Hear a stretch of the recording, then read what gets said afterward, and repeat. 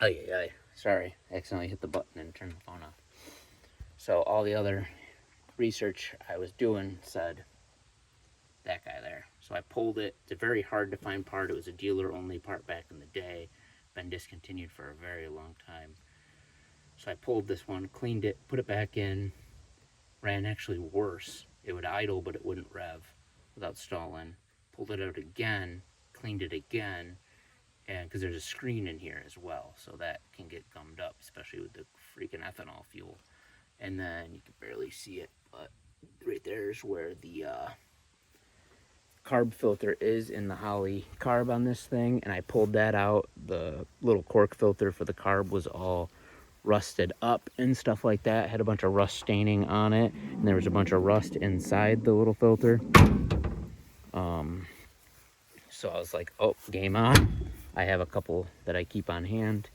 I cleaned everything out with carbon choke cleaner, the short, like 8-10 inch line that goes to the carb from the separator.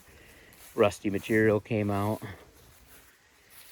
and cleaned out the filter housing, put a new filter in it, and boom, she ran like a top. And that was last Monday, so a little over a week ago, 2 days after I brought it home from that shop. And within an hour, I think, about an hour, I had her running again. So like I said, I feel like a shop should have caught that, should have figured that out, especially within 3 months, because I figured it out in about an hour. But like I said, I was doing a lot of research in the back end. I'm not trying to badmouth nobody, but I just feel bad that one of my brothers from church probably paid a pretty penny for them to store it for 3 months and not really do anything to it. But long story short, truck's back. She's finally running right. As you've seen by that ICM brain box, a lot of wiring, a lot of haphazard wiring in this thing. Always has been. So still got to clean up a bunch of that, but she passed inspection last week and we're happy to have her back. I'm going to be, golly, that's how you know they ain't moved in a minute. Stacking these cinder blocks over here somewhere. I got to get this guy out of here so I don't pin it in with materials and pin it into the fencing because I don't want it in there. Got more posts put up the other day. Got a bunch of brush cleared. I still gotta do this one. Still gotta do the troublesome one there. There's a big old root in the way. Excuse me. Got one there. One marked out there. This is where I was clearing a bunch of stuff. And cut up this guy here. I'm gonna be, after I get the cinder blocks out of the truck, I'm gonna be loading all these up and taking them over to stack them on the pallets. Then I can split them at my leisure, but I can still mow and do what I gotta do over here. These two pines are gonna get bucked up. Pine's not the best wood, but we'll mix it in. We'll burn it, as long as it ain't too punky. And then I got a post there. It's gotta get bored, augered, I mean. Post there. And then there's gonna be another one that isn't marked out yet. Be somewhere in this area. Gotta get it marked out, but this burn pile needs to get burned so I can do some better layout. This chicken coop's gonna be game changing for us. It's gonna be huge, and I can expand my flock to like 50 or so, like I want. And I know my son hasn't been doing his chores well because the feed scoop is there. But getting this thing out, salvaging what I can for metal off of it to reuse, building a bigger one, getting a lot of this area cleaned up, setting the rest of these posts. This one was the other problematic guy for me. Hitting a root for this guy for sure. Best thing about it is this guy is actually in the way, so probably gonna bring it down, but I gotta talk to this farmer, make sure he's okay with that. It's already got a pretty good lean toward his field on it, but if you look at it, right where he decided not to plant, and they also stayed back of this way a good ways not to plant. Look at that. I think I can drop her right into that open space without harming anything, messing up any of their crops, any of that kind of stuff. But I'm still going to talk to him before I do it and just make sure he's okay with it, because I don't want to muck up any of his beets he's got in here. But they're pretty nice folks, and I don't think he'll care as long as I don't crush no beets. But these posts will all get cut down eventually. It's going to be a 6-foot tall fence, about 100 and... Can't decide. Right now it's laid out to be 100 feet long. I might make it 120. Haven't decided. So we'll see. See where I'm at. Either way, I gotta auger or grind out, I think, one stump, no matter what way I lay it out. So we'll see. Trying not to make more work for myself than I need. Layout came out pretty good and straight. Got plenty more posts, and I should have enough posts to cut them in half, do a short fence on the other side of the house, and redo all the pallet fence that I did over there a couple years back. So, soft neck garlic's getting ready to come out. The peas have been popping, at least this bed. You know, weedy. It's always weedy this time of year. Some of my systems have been doing pretty good.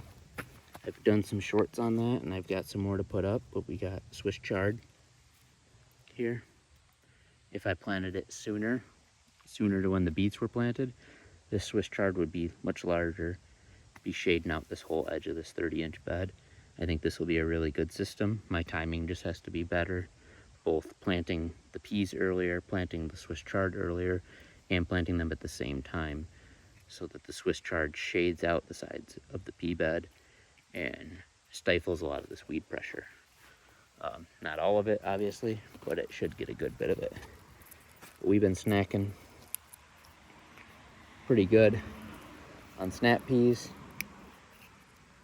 Being a legume, they add a lot of friability to the soil, lots of fine roots that break down, make good organic matter, because in the fall, this garlic bed will be transferred to this pea bed. And all of this, the Swiss chard was home safe seed, snap peas, home safe seed, soft neck, home saved, soft neck. We're getting ready to start harvesting this bed. Same concept, different plants. Peas are a little further behind because I had to replant this bed. I gotta get the center trellis in, but peas down the gullet, down the middle of the bed. This one I did 4 rows of arugula, 2 on each side. And all this is home saved arugula seed as well. So 2 rows. A little spotty on the germination, but first time I've ever saved arugula seed. And for what it is, I will take it, man. I will definitely take it. I love arugula. It's actually one of my favorite greens.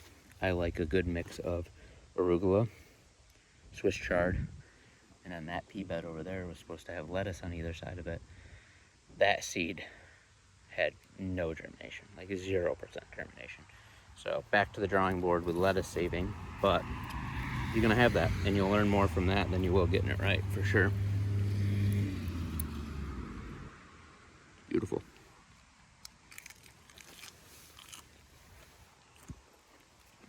And to me, that's my favorite salad mix, is those 3 greens. So if I can grow those 3 greens in a bed that I'm already growing my snap peas in, then we're maximizing space in a small garden, which is the goal.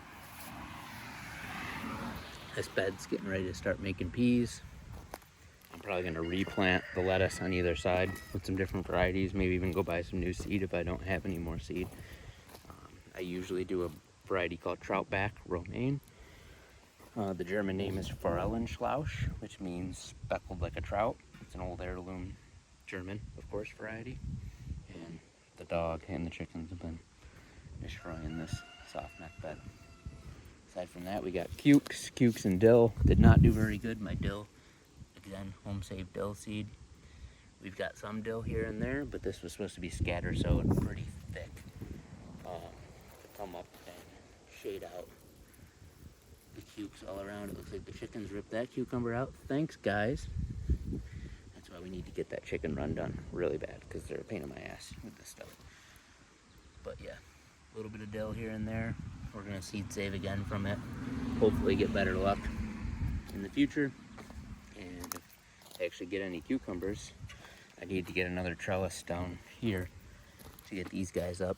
And it kind of stifles the chickens from being able to tear them up. Look at, they're even eating. Oh no, I thought that was eaten off. It's not, just a new leaf unfurling. We got potatoes.